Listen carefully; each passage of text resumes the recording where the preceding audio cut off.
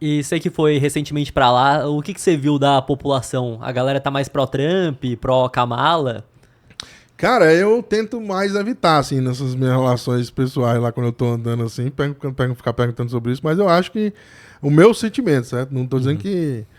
eu acredito que o Trump vai ganhar, certo? Eu uhum, acho que o Trump tem tudo para ganhar aí essa campanha.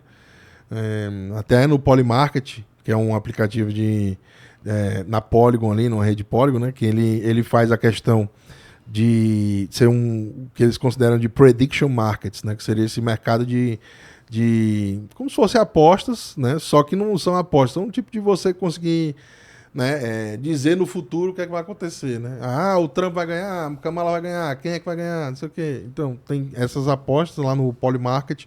O Trump acabou de superar de novo a Kamala, né? Tá em primeiro lugar. Eu acho que para o mercado cripto como um todo, tanto o Trump quanto Kamala vão ser indiferentes, talvez. Talvez o Trump seja um pouco melhor por conta da questão da regulação, uhum. que eu acho que ele vai facilitar muito para o mercado cripto crescer e se desenvolver também nos Estados Unidos, que é uma falta que existe. Muitos projetos correm dos Estados Unidos, têm medo de serem caracterizados como securities, né, como ativos de valor mobiliário, porque pode ter um prejuízo enorme aí reputacional para o produto e também para a própria equipe que está desenvolvendo, né? A galera pode ser presa. Né? Nesse caso, você está negociando um ativo de valor mobiliário fora de uma corretora que não pode ser, que não está registrada, né? Vamos dizer assim.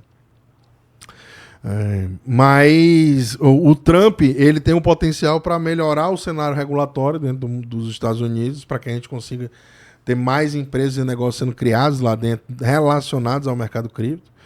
A Kamala, por outro lado, ela dificulta ainda mais essa criação, esse desenvolvimento, mas ela tem o lado de ser esquerdista, comunista, que aí ela faz o quê? Ela faz esse processo de destruir a moeda por outro lado, fazendo esses processos de Exato. mandar 25 mil dólares, como ela está querendo mandar para quem comprou uma casa nova, ou Tabelar então, preço. para você que nasceu novo lá nos Estados Unidos, 6 mil dólares.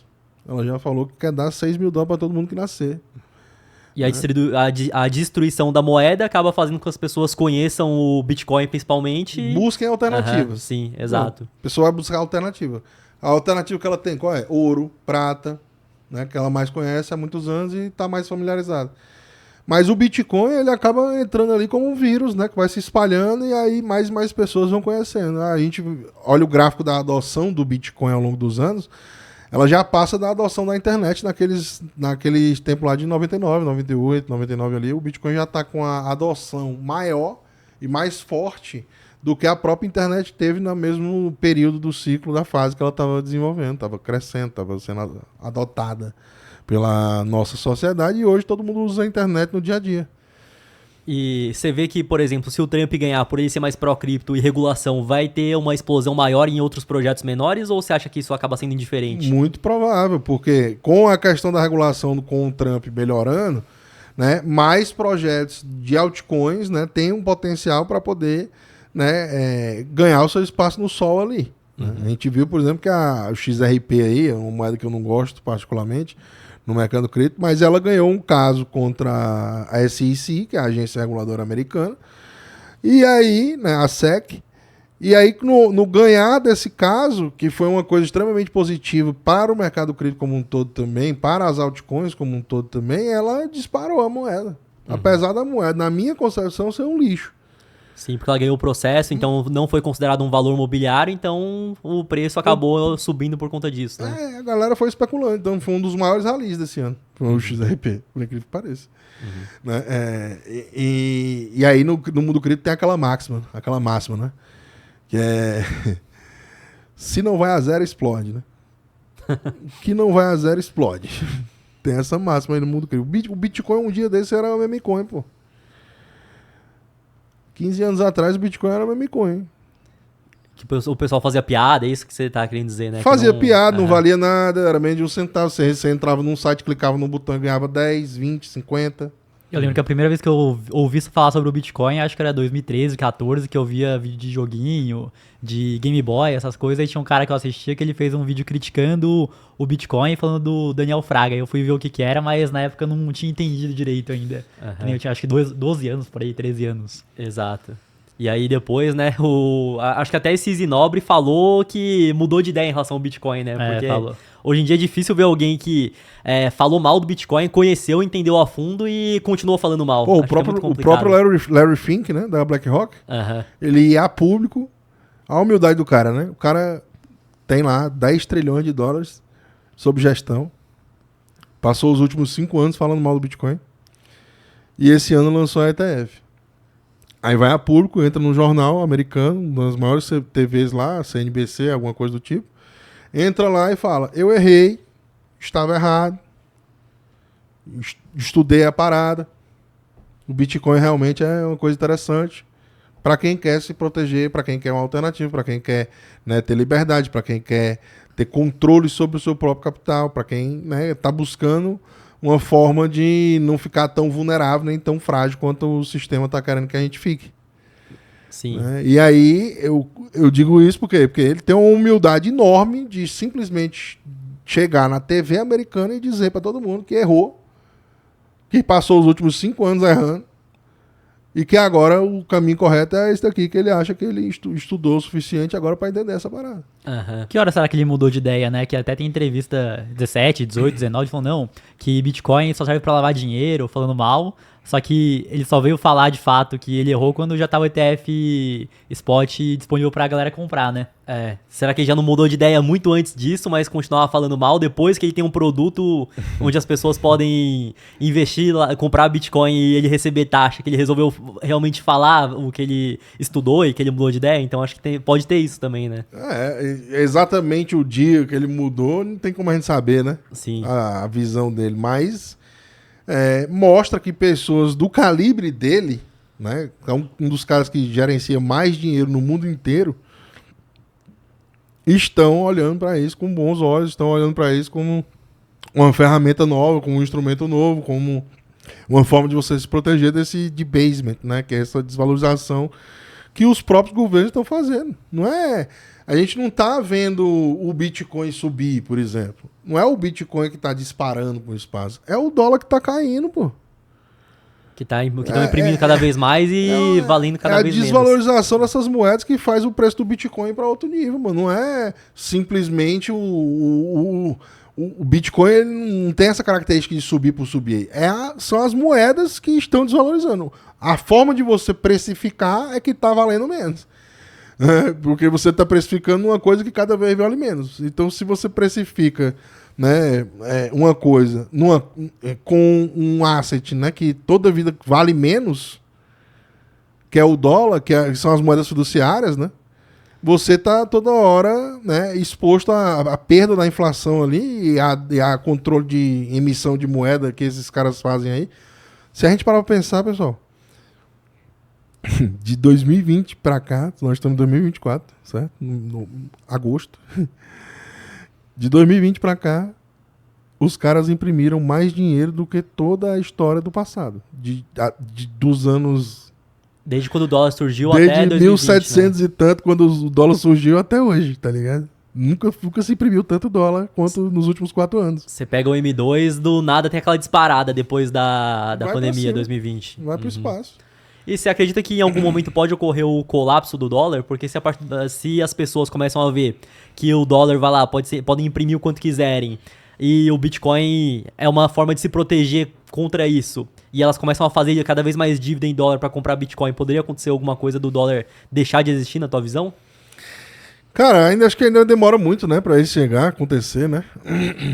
O padrão que a gente vive hoje, a Matrix que foi instaurada na cabeça da galera no mundo todo, para tirar o padrão do dólar vai demorar ainda bastante tempo, né?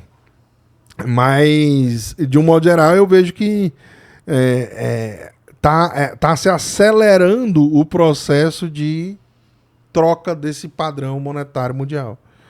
Por que eu digo isso? Porque a gente está vendo exatamente o BRICS agora, né, crescer enormemente, o número de países que estão entrando para dentro do BRICS.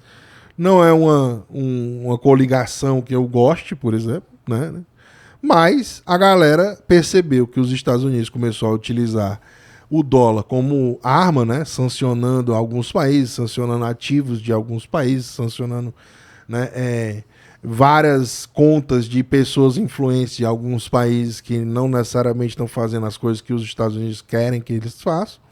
A Rússia, por exemplo, vários outros. Né? E, basicamente, como eles estão utilizando o dólar como arma, né, através do SWIFT também, que é um modo de pagamento internacional, né, eles estão acelerando esse processo de destruição, porque agora os outros países que antes não se importavam de utilizar o dólar, né, como moeda de câmbio internacional, agora estão começando, pô, peraí, eu acho que eu vou querer criar aqui a minha moeda, a minha forma de interagir com o meu grupo econômico aqui, com o meu grupo, né, econômico. Então, essa questão da desglobalização que está acontecendo, né, é muito ruim para o dólar, né? O dólar é muito ruim. Então, é por isso que eu vejo que tem um processo que está se acelerando. Mas acelerando do ponto de vista que vai acontecer daqui a 3, 4, 5 anos, não. Ainda vai demorar décadas ainda. Né? Mas, enquanto isso, o Bitcoin ele tem um potencial para crescer enormemente. Né?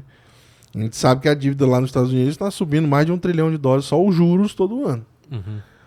Então, como é que eles vão conseguir pagar essa conta? Né? Não tem. Tá Exato, ainda mais que os Estados Unidos vai lá, imprime mais dólar, injeta mais dinheiro na economia, só que pelo mundo todo utilizar o dólar, isso acaba sendo diluído no mundo todo, não somente para afetar a economia norte-americana, né? Então a inflação acaba sendo mais baixa do que deveria ser por conta do dólar ter essa popularidade toda no mundo todo, né? Essa popularidade do dólar ela vem também porque os Estados Unidos, desde muitos anos atrás, ele garantiu, entre aspas, ali, a segurança marítima, né? Para os comércios acontecerem nos mares, né? Os navios poderem circular sem ataques, sem serem roubados ou saqueados ou destruídos, né? Enfim, o dólar ele foi se fortalecendo ao longo das décadas anteriores, século anterior, foi exatamente por conta disso, dessa proteção que os Estados Unidos, né, dava aos comerciantes nos mares. Né? Então, para você levar um cargueiro de um país para o outro, você precisava de segurança. Né? Então, quem fazia a segurança dos mares sozinho era os Estados Unidos. E aí, com essa questão dos conflitos, né? Oriente Médio, Israel, Palestina, né? Tudo isso que está acontecendo, Ucrânia, Rússia, né? Tá abalando completamente ali a geopolítica, faz com que a galera, né, comece a duvidar dessa possibilidade dos Estados Unidos também de proteger. Essa força que eles têm. De proteção, tá ligado? Essa capacidade de proteger esses mares aí, vamos dizer assim, entendeu? Sim. Então é uma coisa complexa, né, Bruno? É uma coisa que não é uma carta que pode ser descartada a qualquer momento, né? É uma coisa que a questão a geopolítica ela tá cada vez mais aquecendo, né? A gente está vivendo uma Segunda Guerra Fria, alguma coisa do tipo, né? Mas o Bitcoin e as criptos, de um modo geral, eles fazem um papel, né, que é o quê? Permitir com que as pessoas parem de financiar esse ecossistema. E o que você vê do momento atual do Bitcoin em relação a preço? Que ele acaba sendo muito marcado de acordo com o ciclo de mercado. A gente saiu aí, final de 22, final de 23 estava $15 mil, chegou a 73. Tem uma galera com medo de recessão falando que já vai ser bear market, outro falando que vai subir mais. O que você acha? A minha visão, eu vejo o mercado agora começou a dar uma pancada, né, para cima. Aí, o bolsa americano começou a subir de novo depois desse último susto que teve aí, né? Sempre do Japão, ali, né? Depois. Teve esse carry trade aí que foi, né, unwind, né? Unwind foi desfeito, né? Vamos dizer assim. O carry trade é quando a galera tava holdando os juros do Japão, pegava dinheiro emprestado no Japão e emprestava em outros países com juro maior. Né? Você pega um juro menor e empresta maior. Aí você faz o carry trade, carrega e ganha aquela diferença entre um e o outro, né? E aí, com essa subida dos preços lá do ien, a moeda do Japão se valorizando, basicamente aí teve muita gente que teve muito loss, né? Acabou perdendo muito dinheiro porque teve que pagar de novo a dívida Mais em caro, né? ien e a dívida vinha mais cara, porque ficou mais caro o valor da moeda. E esse processo acabou, né, dando uma conturbada aí no mercado financeiro, né? A galera ficou meio assustada, como tu disse aí, muita gente não sabe se vai ter bear market, se agora é bull market, se continua, se vai, se racha, não sei o quê. Na minha visão, tem tudo para continuar, entendeu? Agora, né, eu acredito que o Bitcoin, se ele conseguir superar os 64 mil dólares ali, 67, a gente já vai ter um novo movimento de alta mais forte, voltando a puxar para cima. Mas também quero dizer que, na prática, né, as baleias que estão querendo comprar o Bitcoin hoje, né, são baleias enormes aí com essas ETFs, com todos esses produtos que estão surgindo, né, a demanda mundial crescendo, né, mais pessoas conhecendo. Eu vejo que eles podem fazer também movimentos de levar o preço do Bitcoin ainda para baixo, para dar aquele último susto, tomar aquele Bitcoin da carteira da galera e aí depois fazer Do cara emocionado, né? Ou não, que agora é bear market, aí o preço cai, o cara vende pra depois talvez voltar a subir e disparar de volta. Exato. Eu acho que existe essa possibilidade também. O GenMax é a assinatura premium, nosso aplicativo DeNai, onde você consegue receber relatórios toda semana falando sobre as empresas, fundos imobiliários. E agora, novidade, estamos com vídeos também falando sobre o mercado financeiro para você conseguir investir melhor através do GenMax. Fora isso, temos também cotação, preço teto das ações, fundos imobiliários, para você conseguir pagar mais barato. E tudo isso por um preço absurdamente baixo. R$10,80 por mês no plano anual. Vai subir em breve, então assine aí o GenMax para acompanhar tudo isso.